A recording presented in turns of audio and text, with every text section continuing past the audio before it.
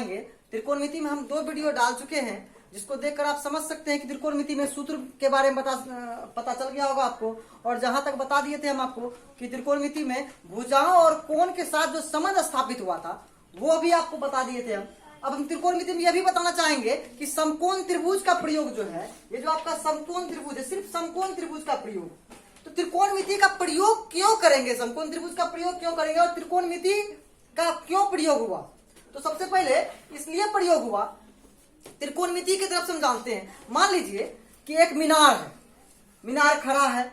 अब मीनार खड़ा है तो उसकी ऊंचाई क्या होगी, आपको मीनार की दूरी आपको बता दिया कि आप मीनार से 10 मीटर की दूरी पे हैं। आपको बोल दिया मीनार है, एक खंभा है, खंभा से आप 10 मीटर की दूरी पे हैं, तो आपको खंभा का लंबाई पूछ दिया कि खंभा का लंबाई क्या होगा। तो कभी आपको बोल दिया कि आप जो है एक पेंटर जो है दीवार के सीढ़ी पर दीवार पर जो है एक सीढ़ी लगा दिया है और जो है अब बताइए कि जो सीढ़ी की लंबाई क्या होगी। यदि जो है दीवार से जो है सीढ़ी जो है 10 मीटर की दूरी पर हो, 5 मीटर की दूरी पर हो, उसकी लंबाई क्या होगी, सीढ़ी की लंबाई पूछ देता है, कभी दीवार की ऊंचाई पूछ देता है।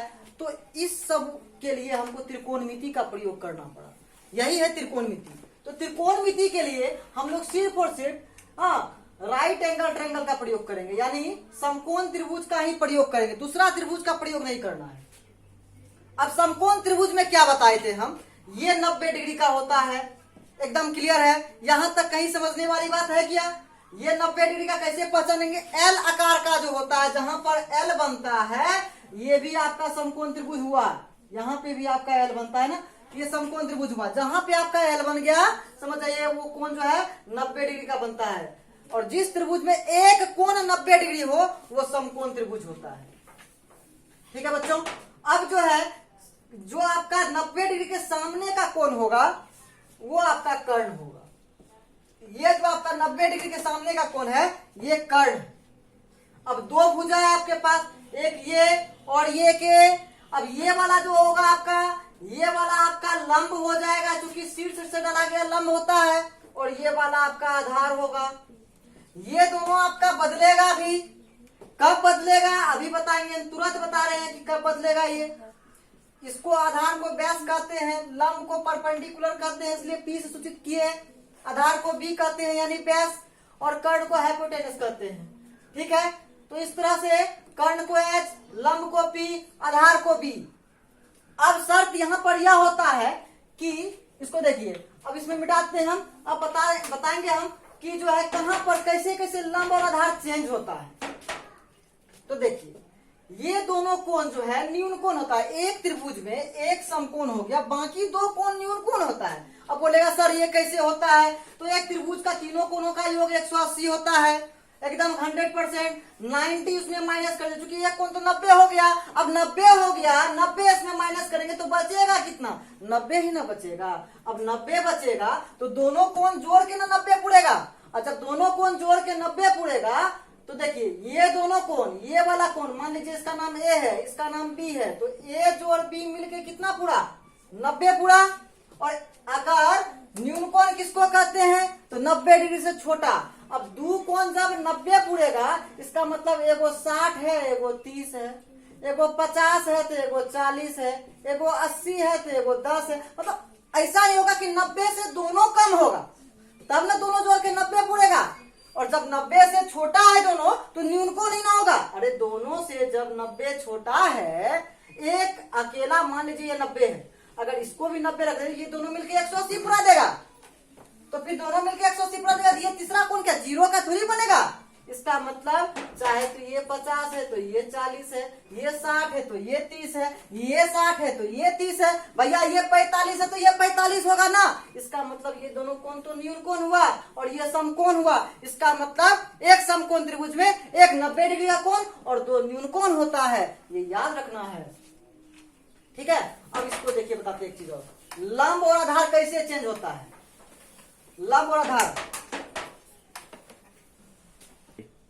तो बच्चों अब हम जो बता रहे थे आपको कि लंब और आधार कैसे चेंज होता है। देखिए ये जो कर्ण है आपका, ये कर्ण हर हमेशा निश्चित रहेगा कि 90 डिग्री के सामने का कोण कर्ण हो जाएगा। वैसे भी सबसे बड़ा भुजा को आपको कर्ण मानना समकोण त्रिभुज में।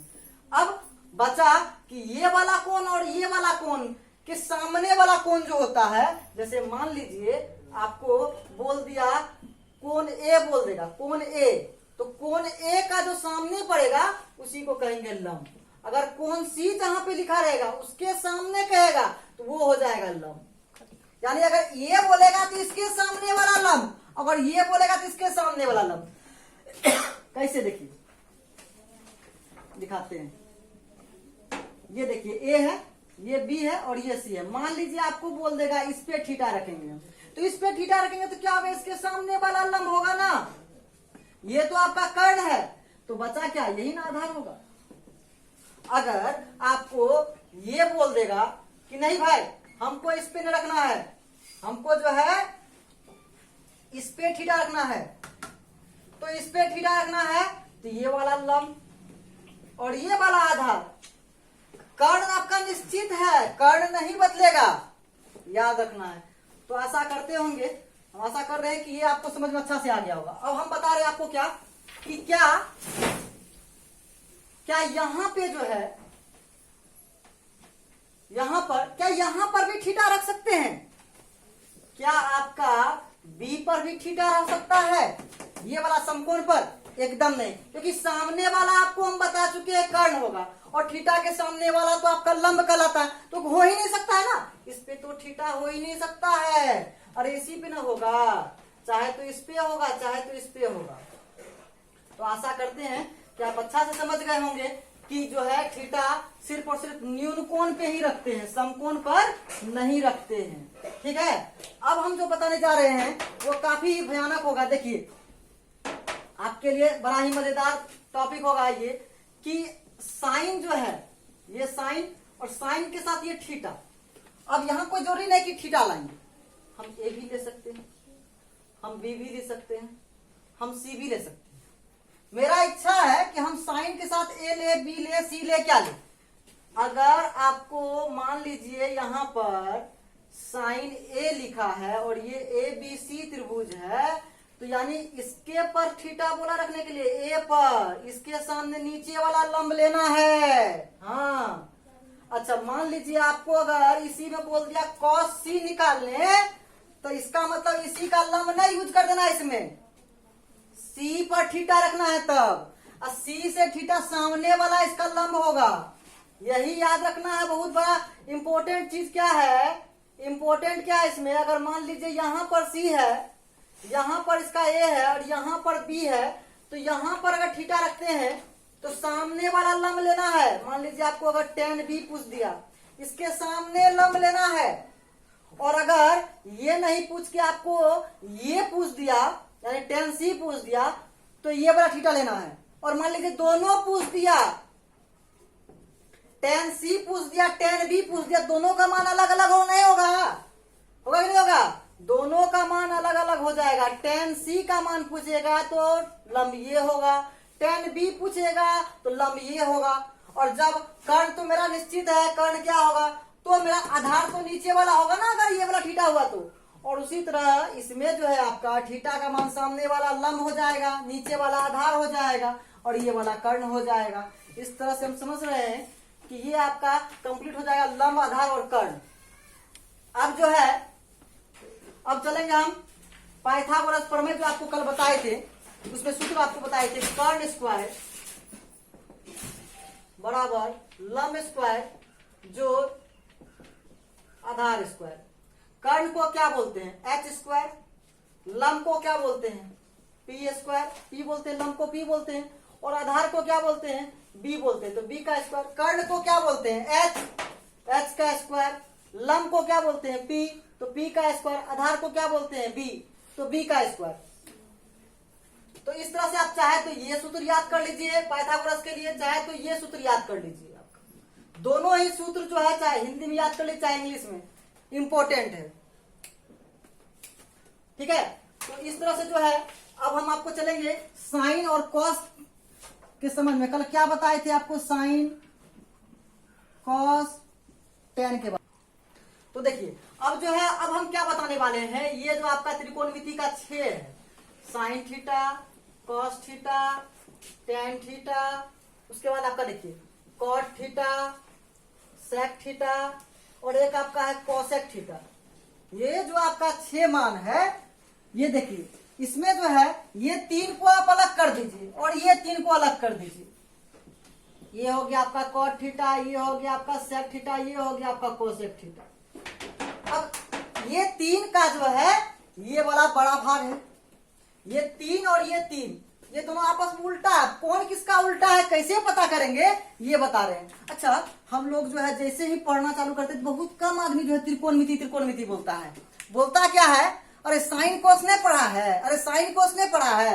हाँ, मतलब किसी भी टीचर के मुंह में यही रहता है, अरे साइन कोस पढ़ा है। अरे ये नहीं बोलता है त्रिकोणमिति पढ़ा है, बहुत आदमी यही बोलता है साइन कोस पढ़ा है।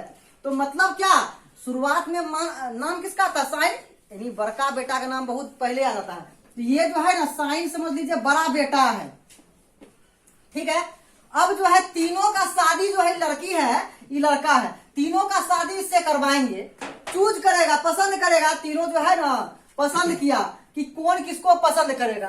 तो साइन जो है बड़ा बेटा था घर का, बोला हमको बड़के लड़की शादी करवाना।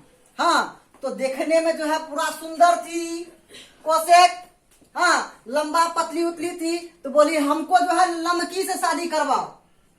तो लमकी से साइन जो है कोसेक से शादी किया। कहा लमकी है ना, थोड़ा सा लंबा है ना, अरे बड़ा बेटा है साइन, पहले बोलते हैं ना साइन साइन, और साइन कोस, पहले कोस साइन नहीं बोलते, साइन कोस। तो बड़ा बेटा को बड़का शादी करवा दिया। अब जो है टेन था बेचारा, बोला टेन क्या हमको किससे शादी करवाना है। 2 ठो बचल था, दोनों को दिखाया, दोनों लड़की, कहा कि तो भाभी लगी। तो अब ये दोनों में से इसको पसंद करना था। तो ये बोला कि देखो हमरा तो बड़का छोटका कुछ है ये नहीं है, कहा कि इसमें भी 3 गो, अच्छा ठीटा तो सब में नहीं है, ठीटा छोड़ दीजिए, 3 गो इसमें भी 3 गो इसमें भी। तो बोला हमको इससे शादी करवाए जो मेरा थोड़ा सा रूप टूप मिलता। तो बोला है देखिए हमरा रूप है इससे मिलता है, टी वाला है ना, और टी से मिल गया रूप। तो कॉट और टेन, इसमें टी है इसमें भी टी है। तो कॉस बोलता है रे भाई तू हमरे लिए बड़ा अच्छा किया। बोलता है सो क्या किए, बोलता है तुम्हारा तो एक के रूप मिला और मेरा दोनों रूप मिला। बोलता है सो क्या, बोलता है देखो मेरा सी भी है इसमें और एस भी है, तो कॉस का सेक और टेन का कॉट और साइन का कोसेक से विवाह हो गया। इसका मतलब हम क्या समझे, साइन का उल्टा कोसेक, कॉस का विवाह किससे हुआ था, सेक से, और टेन का किससे हुआ तो कॉट से। कैसे याद कीजिएगा, याद कीजिएगा बड़का भैया का बड़का लड़की शादी हो गया, टी वाला का टी वाला शादी हो गया, बाद में जो बचा एस और सी जिसमें मिला उससे सेक वाला शादी हो गया। तो चलिए समझ में आ गया।